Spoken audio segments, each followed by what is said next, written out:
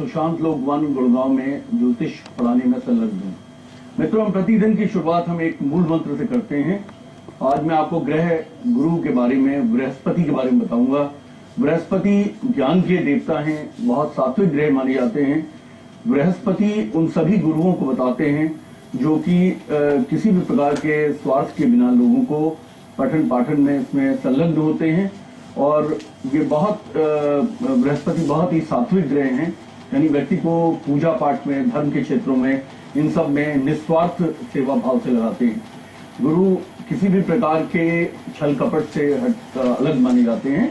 और गुरु देवता जिस समय अच्छे हो जाते हैं, किसी की कुंडली में जो प्रबल हो जाते हैं, तो ऐसा व्यक्ति ज्ञानी होता है और ऐसा व्यक्ति हमेशा सात्विक बातें करता है, ट्रांसपेरेंट बातें करता है, किसी तरह का छल कपट नहीं दिखाता। गुरु अगर ये कुपित हो जाते हैं तो व्यक्ति अज्ञानी होता है, यानी कि वो ज्ञान के क्षेत्र में आगे नहीं बढ़ पाता। इसलिए बच्चों की कुंडली में, जिनकी भी पत्नियों में हम गुरु को अच्छा पाते हैं, तो अगर वो बच्चा बुद्ध के कमजोर हो जाने से पढ़ाई में चाहे वो बहुत अच्छे नंबर ना भी लाता हो, लेकिन गुरु के अच्छे होने से वो व्यक्ति बहुत विद्वत्ता की बातें करता है। इसी प्रकार से बहुत सांस्कारिक होता है। माता पिता गुरुजनों इन सबकी बड़ी श्रद्धा भाव से भक्ति करता है और उनकी सेवा करता है। इसलिए संतान की कुंडली में गुरु का बहुत अच्छा होना माता पिता के लिए बहुत अच्छा होना बताता है। ये बताता है कि वो माता पिता का श्रवण कुमार की तरह से बेटा हमेशा ध्यान रखेगा।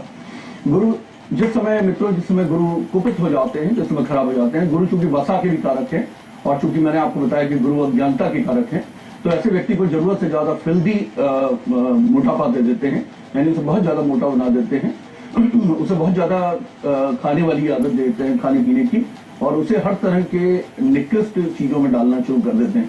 कुपित गुरु कैंसर के भी कारक होते हैं अगर मंगल और सूर्य भी पत्नी के अंदर खराब हो। सूर्य की लॉन्जिविटी के कारक है, लंबी आयु के। गुरु के खराब हो जाने से, रेट्रोगेट हो जाने से व्यक्ति जो है इस प्रकार का भोजन करने लगता है जिससे उसके शरीर को क्षति पहुंचती है। इसी प्रकार से गुरु ऐसे ग्रह हैं जो कि जब खराब हो जाते हैं तो यकृत या लिवर को खराब करते हैं, लिवर में आने वाले एंजाइम्स को इफेक्ट करते हैं। इसी प्रकार से बाइल्स, जिन लोगों का बाइल या गॉल ब्लैडर का जिनका ऑपरेशन होता है, या जिनका हर्निया का ऑपरेशन होता है, या जिनको कॉन्टिन्यूसली जिनको डाइजेशन की प्रॉब्लम रहती है, वो भी गुरु ग्रह के खराब हो जाने से होती है। मैं इसके बारे में आपको बताता रहूंगा। इस बीच में हमारे साथ एक कॉलर जुड़ गए हैं मित्रों। रोहतक से हमारे साथ एक कॉलर जुड़े हुए हैं। हेलो। हाँ जी सर, कपिला 31 दिसंबर 1980। 31 दिसंबर 1980। हाँ, टाइम ऑफ बर्थ बताइए। क्लोज भरा हुआ है बुढ़ा का, तो मतलब ये निकलने की उम्मीद है सर? नहीं, सबसे पहले आप टाइम ऑफ बर्थ समय बताइए और प्लेस बताइए। 31 दिसंबर ये 1 की सुबह होगी और 31 दिसंबर रात को वो होगी ना जी, 2 से 3 का टाइम है।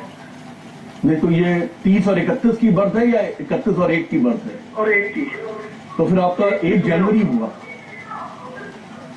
आप अपना बर्थ टाइम जो है 1 जनवरी 1981 दीजिए फिर आप। हाँ जी, 1 जनवरी 1981 सुबह 2 से 3 के बीच में। सुबह 2 से 3 के बीच में, ठीक है। वैसे आपने बहुत बड़ा प्ले दे दिया है। ज्योतिष में इतने बड़े टाइम के डिफरेंस पे बहुत ज्यादा कुछ कहना पॉसिबल नहीं होता। आप ये बताइए, प्लेस ऑफ बर्थ क्या है? रोहतक। क्या पूछना चाहते हैं आप? सर, हमने ये होटा का प्लॉट भरा हुआ है, ये क्या निकल सकता है सर? देखिए, आपकी कुंडली जो है तुला लगन तुला राशि की है। इस समय शनि की महादशा चल रही है। शनि इस कुंडली के चतुर्थेश हैं, चतुर्थ भाव के स्वामी है, जहां पे मंगल उच्च पे बैठे हुए हैं। देखिए, जिस समय महादशा का लॉर्ड जो है जिस भाव से संबंधित हो जाता है, लॉटरीज हम देखते हैं 5th हाउस से। शनि चतुर्थ और पंचम दोनों भावों के स्वामी हैं, इसलिए लॉटरी में कोई भी घर का निकलना संभव लगता है। लेकिन इस कुंडली के अंदर में अंगारक योग भी बनता है, यानी कि मंगल केतु साथ में बैठे हुए हैं, यानी कि मंगल राहु और केतु की एक्सेस में है। ऐसे में तीसरे चौथे अटेम्प्ट के बाद में ऐसी को लॉटरी की संभावना बनती है। इसमें हो सकता है कि 3-4 बार भरने पे आपको पैसे का नुकसान हो, उसके बाद ही कहीं आपसे निकले, और वो जून अगर 2012 के बाद में अगर रिजल्ट आएगा तो आपका निकलेगा। इसमें आपको मंगल के विशेष उपायों की आवश्यकता है और शनि के विशेष उपायों की आवश्यकता है, लेकिन मैं वो डिविजनल चार्ट से बताऊंगा। आप मेरा निम्न पता नोट कर लीजिए, आप मुझे संपर्क करें तो मैं आपको ज्यादा डिटेल में इसके बारे में बता पाऊंगा। गुरु श्री M.K. भंडारी जी से एस्ट्रोलॉजी, पामिस्ट्री, वास्तु, टैरो, मंत्र पाठ एवं न्यूमरोलॉजिस्ट के लिए संपर्क करें। सुशांत लोक 1 गुड़गांव। उनसे अपॉइंटमेंट लेने के लिए डायल करें 0989184409 09250849491 एवं 092132111614 पर। मित्रों हमारे साथ वैशाली जुड़ गई हैं। वैशाली जी हेलो। नमस्कार पंडित जी। हेलो। हेलो। हाँ बोलिए। पंडित जी नमस्कार। नमस्कार जी।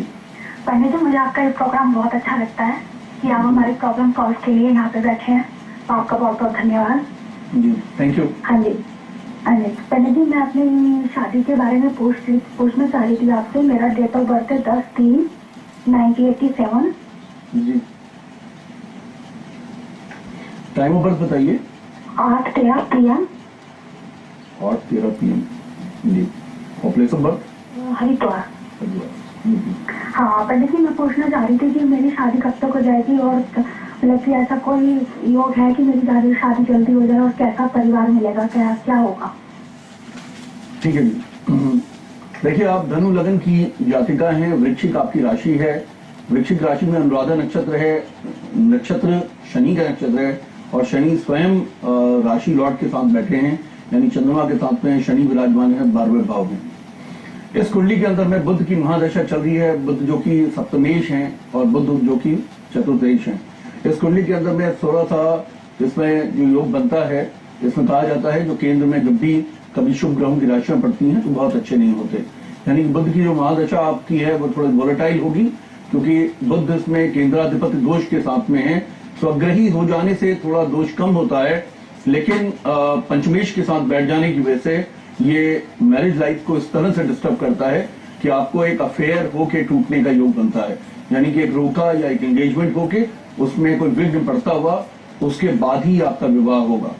इसमें विवाह में देखिए ये देखा जाता है, विवाह भाव दूसरे, 7वें और 12वें भाव से देखा जाता है। 12वें भाव में चूंकि वेश योग बनता है और द्वितीय का स्वामी स्वयं बैठ गया है 12वें भाव में, अगर विदेश से अगर दूल्हा आता है तब तो विवाह बहुत अच्छा होगा। लेकिन इन हाउस अगर इंडिया में अगर ये विवाह होता है तो ये विष योग पूरी तरह से लागू होता है। इसका मतलब ये है कि आपको गुरु के जो कि आपके लगन के स्वामी हैं उनके आपको बहुत अच्छे उपाय उपचार करने होंगे। लेकिन एक बात जो तय है वो यह है कि आपका विवाह एक धनाढ्य परिवार में होगा, एक सरकारी अधिकारी से होगा या फिर एमएनसी के बहुत सीनियर लेवल के एग्जीक्यूटिव के साथ में होगा।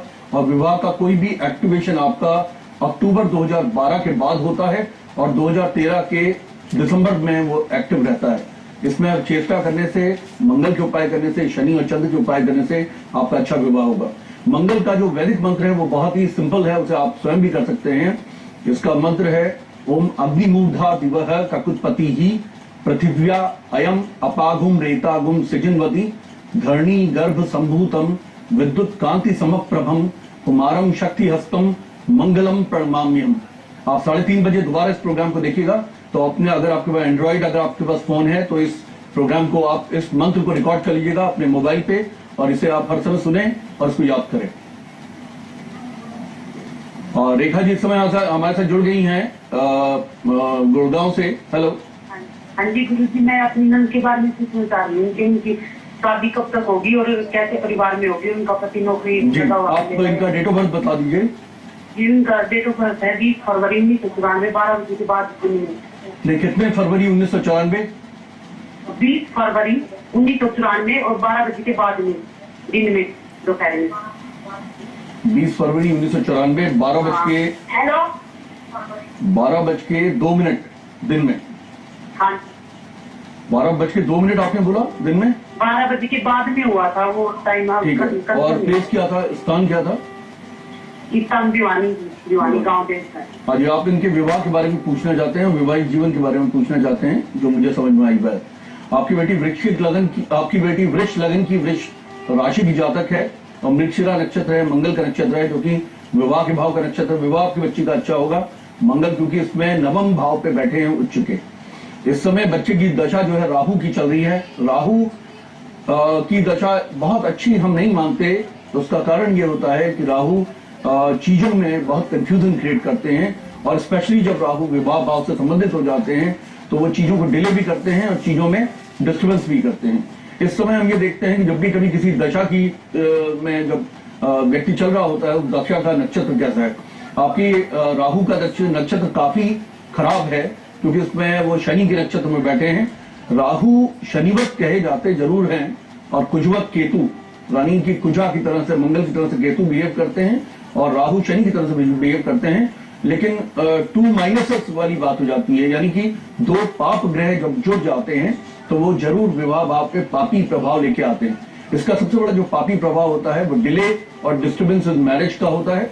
यानी कहने का मतलब है कि आपको एक उपाय मैं बताता हूं कि आप अपने बच्ची के बॉडी वेट का आप तुलादान कीजिए, यानी कि सतनाजा का किसी भी मंदिर में या गुरुद्वारे में अथवा किसी भी ऐसी संस्थान में जहां भोज बनता हो, वहां बच्ची के शरीर के वजन के बराबर का गेहूं और 7 दालें मिला के आप दान कीजिए। और इसी प्रकार से एक दूसरा उपाय आपको करना होगा, वो चंद्रमा का लगन है। चंद्रमा की राशि इसमें वृष लगन है, और लगन पे ही चंद्रमा बैठे हैं, यानी कि राशि है। तो आपको इसमें उपाय ये करना होगा कि आपने गौशाला के अंदर 20 किलो गुड़ और बच्ची के वजन के बराबर का हरा चारा देना होगा। धन्यवाद। मित्रों, समय आ गया है अल्पविराम का, कहीं मत जाइएगा। मैं साइंटिफिक एस्ट्रोलॉजी से आपके प्रश्नों के उत्तर देता रहूंगा। धन्यवाद।